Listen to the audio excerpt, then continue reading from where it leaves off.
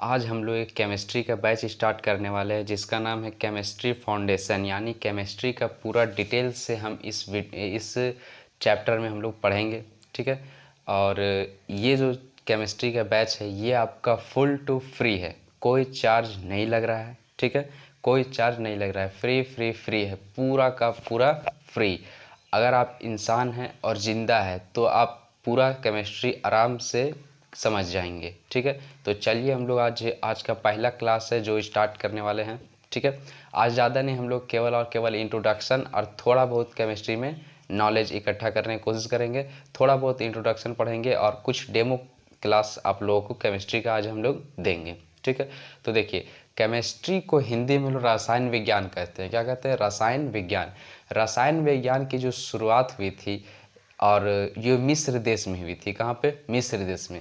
रसायन विज्ञान की शुरुआत जो हुई थी वो मिस्र देश में हुई थी। वहाँ के लोग क्या करते थे, तो काली मिट्टी और कुछ केमिकल लगा के मम्मी वगैरह को कुछ समय के लिए ज़िंदा रखते थे। ठीक है, तो वहीं पे केमिकल वगैरह का प्रयोग हुआ, वहीं से केमिस्ट्री प्रचलन में आया। ठीक है, केमिस्ट्री के जो पिताजी होते हैं, बाबूजी होते हैं, वो लेवेसियर को कहा जाता है। किसको? लेवेसियर। किसको? लेवेसियर। पिताजी जो होते हैं इसका लेवेसियर। ठीक है, केमिस्ट्री के फादर किसे कहते हैं? लेवेसियर। ये याद रखिए, क्वेश्चन पूछता है केमिस्ट्री, फादर ऑफ केमिस्ट्री लेवेसियर। ठीक है, देखिए अब इसमें केमिस्ट्री में हम लोग एक चीज़ पढ़ते हैं पहले, पदार्थ। क्या पढ़ेंगे? पदार्थ। तो पदार्थ ये होता क्या है? पदार्थ को हम लोग इंग्लिश में मैटर कहते हैं। What is matter? ठीक है, तो देखिए वैसा कोई वस्तु, वैसा कोई चीज़ या वैसा कोई वस्तु जो अपना उसका खुद का द्रव्यमान हो या भार हो, या खुद का अपना वो कुछ भार इकट्ठा करता हो और कुछ जगह इकट्ठा करता हो, जगह घेरता हो, उसे हम लोग मैटर कहते हैं। एग्जाम्पल के लिए आप मेरा एग्जाम्पल ले लीजिए। हम है 55 केजी का, यानी कि मेरा वेट कितना है, द्रव्यमान कितना है, 55 केजी। और कुछ जहाँ खड़े हैं वहाँ कुछ जगह इकट्ठा कर रहे हैं। ठीक है, जगह घेर रहे हैं। ठीक है, तो वो क्या है, हम एक पदार्थ हो चुके हैं। ठीक है, तो देखिए वैसा कोई चीज़, कोई भी चीज़, जैसे कि ये वाइट बोर्ड आप लोगों को दिख रहा है, इसका कुछ ना कुछ वेट होगा और कुछ ना कुछ भार होगा। ठीक है, तो इसको हम पदार्थ कह सकते हैं। पदार्थ आप लोगों को टोटली समझ में आ गया होगा। पदार्थ किसे कहते हैं? पदार्थ को हम द्रव्य के नाम से भी जानते हैं। द्रव नहीं, द्रव्य।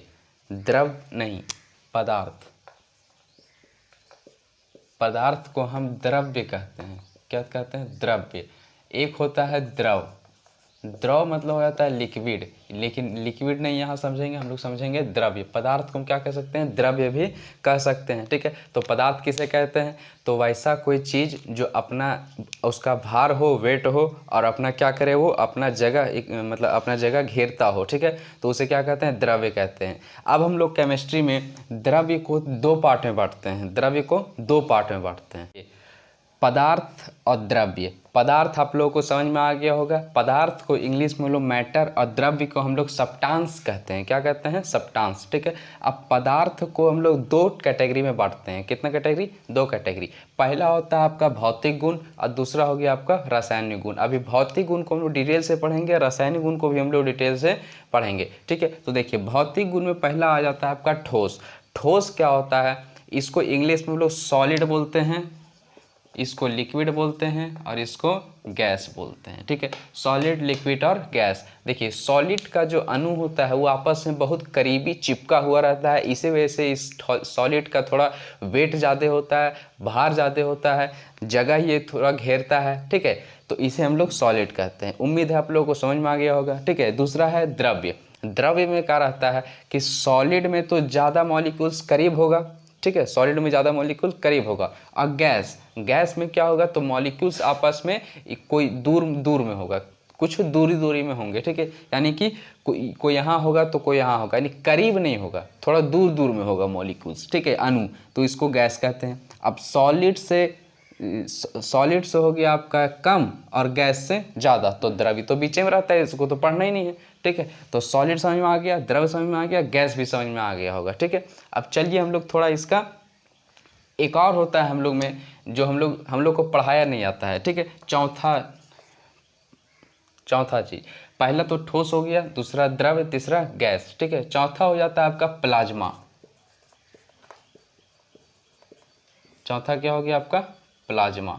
देखिए प्लाज्मा अवस्था हम लोग को पढ़ना नहीं रहता है, लेकिन आपको हम पढ़ा दे रहे हैं, क्यों, काम देगा भैया, ठीक है। तो देखिए ठोस, द्रव और गैस, यही तीन आप लोग को बुक में मिलेगा। चौथा हम लोग को काम करने रहता है, ये साइंटिस्ट लोगों को काम कर रहता है, ठीक है। लेकिन यहाँ पे समझ जाइए, ठीक है। देखिए प्लाज्मा आप लोगों को कुछ समझ भी नहीं आ रहा होगा, ठीक है।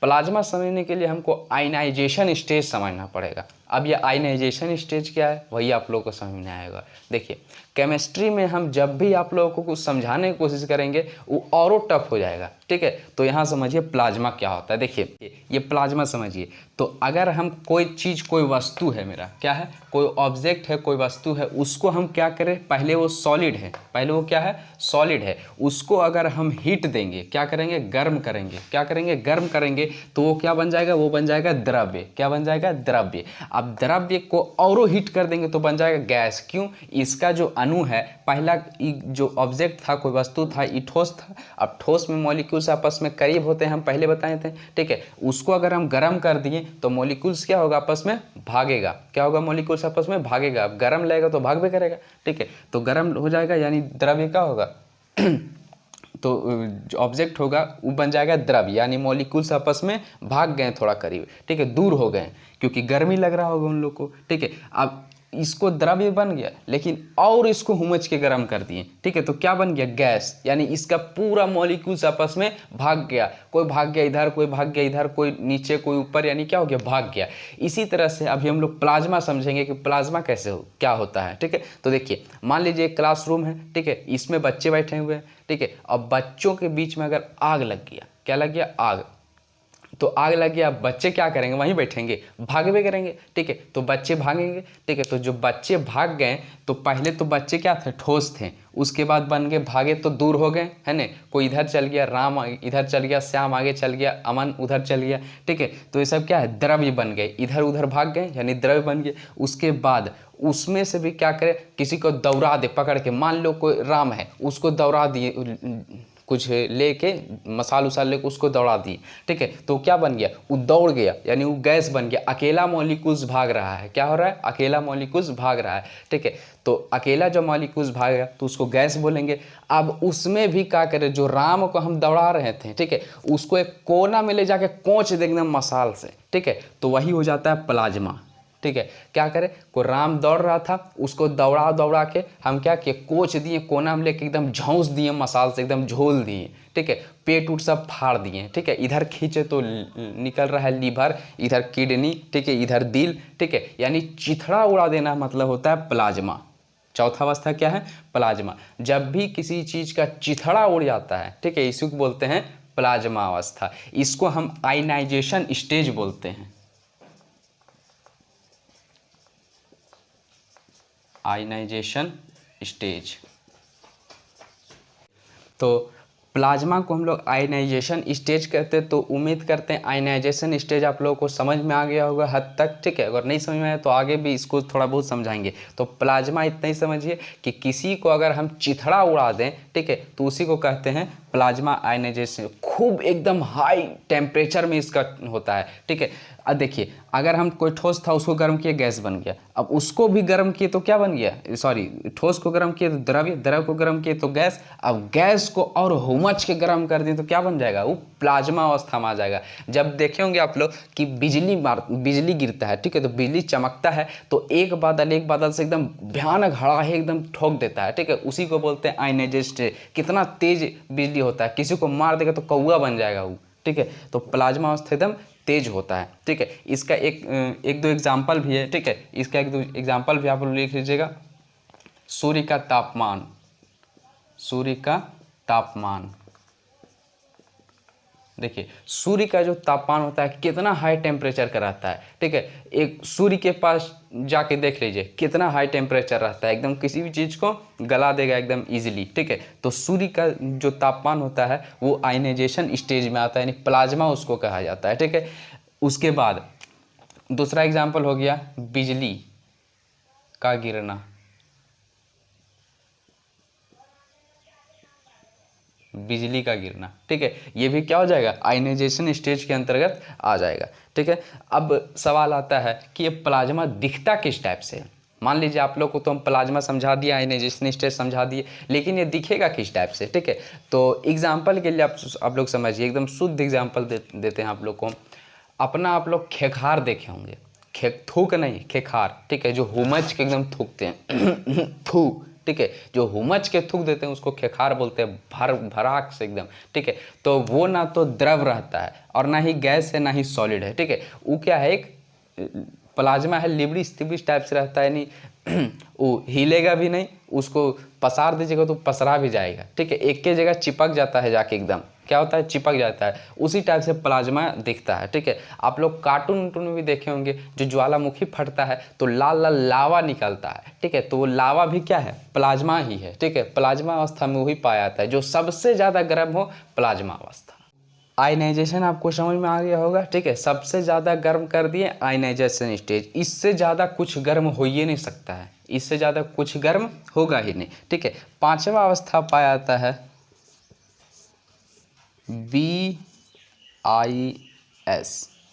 ठीक है। देखिए इसका थोड़ा सा स्टोरी आपका समझना पड़ेगा, पांचवा अवस्था समझने के लिए आपको थोड़ा सा स्टोरी समझना पड़ेगा। तो समझिए, एक भारत के एक वैज्ञानिक थे, भारत में एक जगह है कोलकाता, कोलकाता बंगाल में है, ठीक है। तो वहाँ के एक वैज्ञानिक थे जिनका नाम था सत्येंद्र नाथ बोस, ठीक है। वो क्या किए थे, अंग्रेज के ज़माने के ये व्यक्ति थे, ठीक है।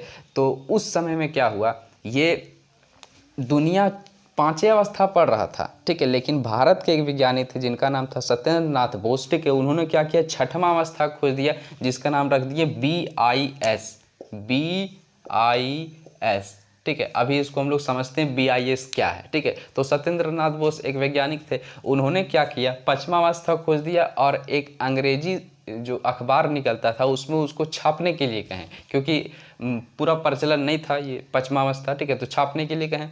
तो वो बोल दिया, तो भारतीय लोग, तुम लोग कौन चीज़ जानता है पढ़ने उड़ने के लिए हैं, ठीक है, तुम लोग कौन चीज पांचवा अवस्था खोजेगा, चारेगा अवस्था है, लात मार के निकाल दिया सत्येंद्र नाथ बोस को, ठीक है। तो वो क्या किए, एक अपना जो सिद्धांत लिखे थे वो उसको चिट्ठी में बंद किए और जाके आइंस्टीन के पास पोस्ट किए। जब आइंस्टीन ने इसको पढ़ा तो वो चौंक रह गया कि ऐसा गुलाम देश में कौन इतना इंटेलिजेंट हो सकता है, ठीक है। तो वो क्या, जब आइंस्टीन बोला कि हाँ ये सिद्धांत ठीक है ना, इसको पेपर में छापा जाए, तो भी ये छापा गया पेपर में BIS, ठीक है। तो इसका है बोस आइंस्टीन कंडेंसेट, BIS का मतलब बोस आइंस्टीन कंडेंसेट, पांचवा अवस्था निकाल दिए खोज के, बोस आइंस्टीन कंडेंसेट, ठीक है। तो कंडेंसेट का मतलब होता है बहुत ठंडा कर देना, एकदम जितना तक ठंडा हो सके उतना ठंडा कर देना, ठीक है। अब देखिए, जैसे प्लाज्मा अवस्था आप लोग का आया था कि सबसे ज़्यादा गर्म कर देंगे तो अंत तक प्लाज्मा ही जाएगा, उससे ज़्यादा गर्म हो ही नहीं सकता है। अब जो BIS है यानी बोस आइंस्टीन कंडेंसेट, अब प्लाज्मा का सेम उल्टा है ये, ठीक है। बोस आइंस्टीन कंडेंसेट यानी सत्येंद्र नाथ बोस ने वो क्या किए थे कि दो गैस को लिए, क्या किए, दो गैस लिए। अब दो, वो जो गैस था उसको ठंडा करने पर जो जो बोस आइंस्टीन कंडेंसेट ने जो सिद्धांत दिए थे बोस साहब, वो क्या किए थे, जो दो गैस को लिए जब पूरा 273 डिग्री सेल्सियस पर ठंडा करने लगे, 273 डिग्री पर सेल्सियस पर ठंडा, तो ये परम शून्य तापमान बन गया, परम शून्य ठंडा हो गया, एकदम ठंडा, एंड इससे ज़्यादा सिद्धांत दिए कि ठंडा हो ही नहीं सकता है, ठीक है। तो पांचवा सिद्धांत कौन सा था, बोस आइंस्टीन कंडेंसेट, ठीक है। और चौथा सिद्धांत प्लाज्मा सिद्धांत, जिसे आयनाइजेशन स्टेज भी हम लोग कह सकते हैं, ठीक है। तो उम्मीद है आप लोगों को ये पूरा भौतिक गुण समझ में आया होगा, ठीक है। पहला होता था ठोस, द्रव, गैस, और दो को पढ़ाएं, प्लाज्मा अवस्था सबसे ज़्यादा गर्म और बोस आइंस्टीन कंडेंसेट सबसे ज़्यादा ठंडा, ठीक है। अब चलते हैं रासायनिक गुण की ओर।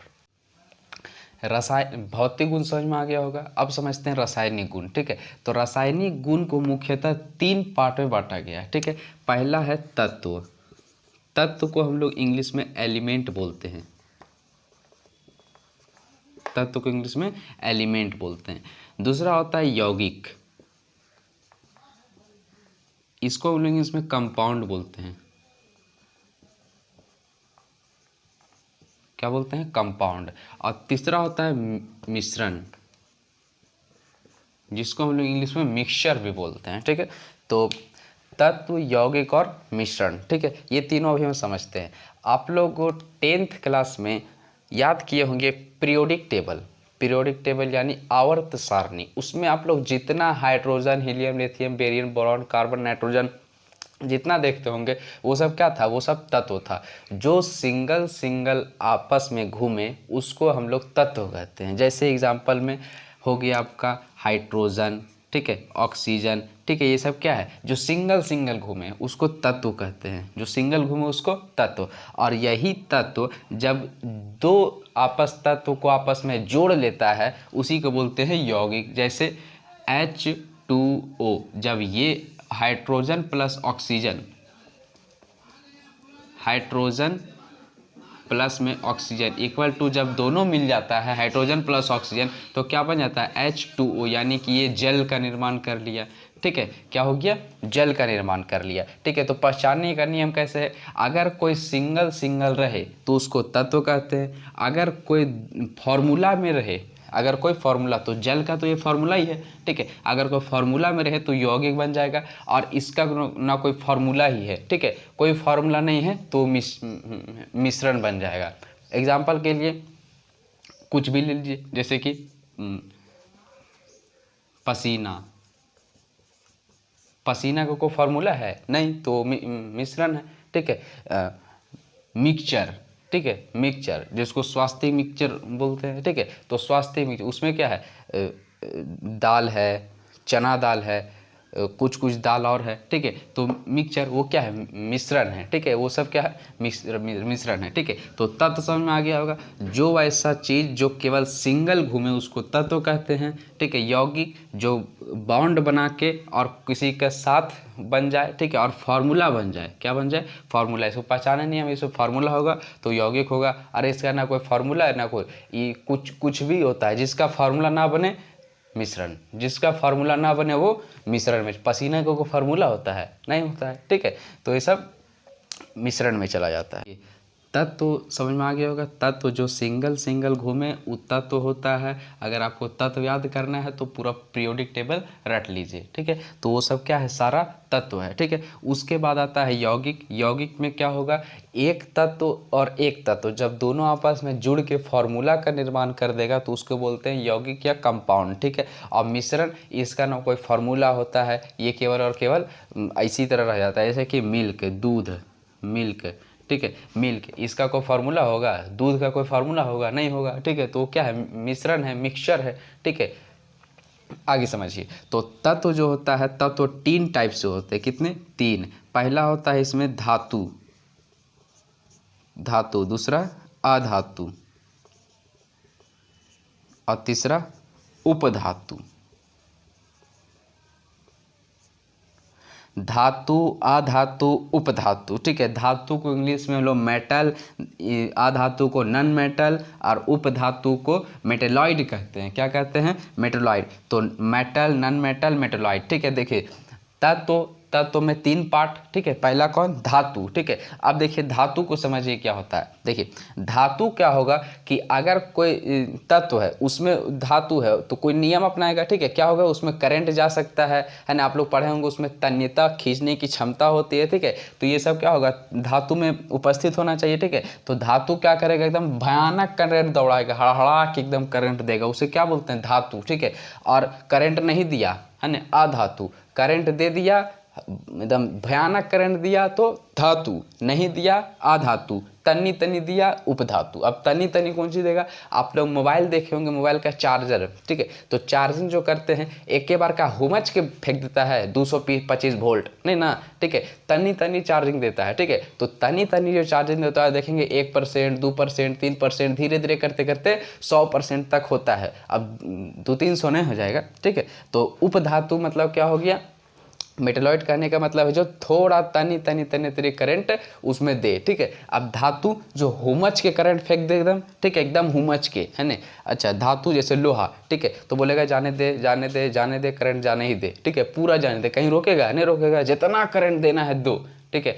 तांबा में जितना करंट देना है दो। अच्छा, लेकिन अधातु में जैबे नहीं करेगा करंट। अब इसमें मान लीजिए यहाँ हम करंट दिए, अब इसको छुएंगे तो करंट मारेगा? नहीं मारेगा, यानी क्या है, ये अधातु है। ठीक है, तो जैसे ऑक्सीजन क्या हो, अधातु का एग्जाम्पल ऑक्सीजन। ठीक है, अब मान लीजिए ऑक्सीजन में कभी करंट आएगा? ठीक है, पता चला कि ऑक्सीजन हम लोग सांस ले रहे हैं, उधर ट्रांसफार्मर से टकरा के आया ऑक्सीजन, लिए धाए से नाक में मार दिया, गया काम आदमी से। ठीक है, तो ऐसे थोड़ी होगा। अच्छा बात है, ऑक्सीजन में करंट नहीं दौड़ता है तो मारेगा, आदमी सांस लेगा, धाए से खड़ा रह जाएगा वहीं पे। ठीक है, तो अधातु में करंट फ्लो नहीं होता है। ठीक है, अब देखिए धातु, तो धातु इसको हम लोग चालक भी कह सकते हैं। क्या कह सकते हैं? चालक। ठीक है, धातु को चालक, धातु इसका नाम है, चालक इसका काम है। ठीक है, उसके बाद अधातु, ठीक है, कुचालक, कुचालक। अधातु इसका नाम है, कुचालक इसका काम है कि उसमें करंट फ्लो नहीं होगा। ठीक है, उपधातु इसको हम लोग अर्धचालक भी कहते हैं। अर्ध का मतलब होता है आधा, तन्नी मनी करंट जाना देना। ठीक है, तो तन्नी तन्नी करंट जाना देना। तो इस में आ गया आप लोगों को, धातु इसका काम है, धातु इसका नाम है, चालक इसका काम है। ठीक है, अधातु इसका नाम है, कुचालक इसका काम है, उपधातु इसका नाम है, अर्धचालक इसका काम है। यौगिक समझिए, अब देखिए यौगिक हम बोले थे कि जब दो या दो से अधिक तत्वों को आपस में ये जोड़ लेगा, है ना, ये क्या करता है, देखिए ये एकदम लड़का के जैसा होता है। ठीक है, किसी को सिंगल नहीं छोड़ता है ये। ठीक है, सबको क्या करता है, आपस में जोड़ देता है। ठीक है, मान लीजिए हाइड्रोजन अकेले हैं, ठीक है, तो ये कुछ ना कुछ खोजेगा, तो सोच लो खोज लिया ऑक्सीजन। ठीक है, तो बन गया जल, यानी इसका फॉर्मूला बन गया, तो ये बन जाएगा यौगिक। अब इसमें एक चीज़ इंपॉर्टेंट होता है, इसमें कार्बन का बहुत महत्वपूर्ण काम होता है। कार्बन देखिए, अब इसमें यौगिक का दो पार्ट होता है, एक होता है कार्बनिक। क्या होता है? कार्बनिक। एक हो जाएगा आपका कार्बनिक और दूसरा हो जाएगा अकार्बनिक। अकार्बनिक, ठीक है, चलिए, एक हो जाएगा आपका कार्बनिक और दूसरा हो जाएगा आपका अकार्बनिक। ठीक है, अब देखिए कार्बनिक को हम लोग इंग्लिश में ऑर्गेनिक बोलते हैं। ठीक है, और अकार्बनिक को हम लोग इनऑर्गेनिक कहते हैं। क्या कहते हैं? कार्बनिक और अकार्बनिक, ऑर्गेनिक, इनऑर्गेनिक। ठीक है, देखिए कार्बनिक, ठीक है, जिसमें कार्बन का पता चले उसको हम लोग कार्बनिक कहते हैं। ठीक है, जिसमें कार्बन का पता चले उसको क्या बोलते हैं? कार्बनिक। एग्जाम्पल के लिए आप लोग देख सकते हैं यहाँ पे, ठीक है, CH4। ठीक है, तो CH4 देखिए यहाँ कार्बन दिख रहा है, इसीलिए क्या होगा, ये कार्बनिक के अंदर आएगा। ठीक है, और भी आप लोग एग्जांपल देख सकते हैं जैसे करके कि NH2CONH2।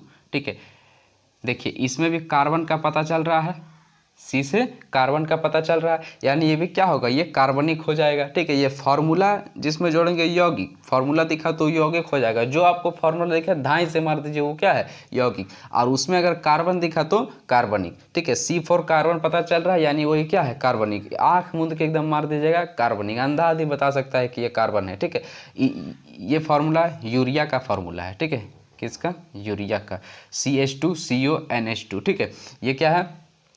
तो यूरिया का फार्मूला, इसमें कार्बन का पता चल रहा है। अब आ जाइए अकार्बनिक में, जिसमें कार्बन का पता नहीं चले, अकार्बनिक। धाई से मार दीजिएगा अकार्बनिक। जैसे कर कि H2O, इसमें कार्बन है, C4 कार्बन है नहीं है, तो ये अकार्बनिक हो जाएगा। समझ में आ गया?